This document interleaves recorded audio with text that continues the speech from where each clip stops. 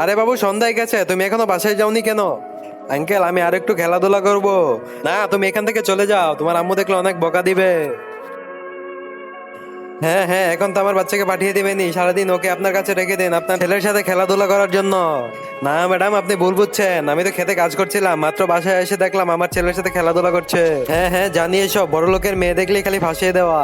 ঠিক আছে ম্যাম, আমি আমার ছেলেকে বুঝিয়ে দেবো আপনার মেয়ের সাথে যেন না মিশে। বাবা দেখ, ওর সাথে আর মিশিস না, ওর মা অনেক অপমান করেছে আমাদের। কান্না করছিস কেন? দেখ, তোর জন্য স্কুটি কিনে নিয়ে আসলাম, স্কুটি দিয়ে খেলাধুলা কর, গরিবের বাচ্চার সাথে আর মিশিস না।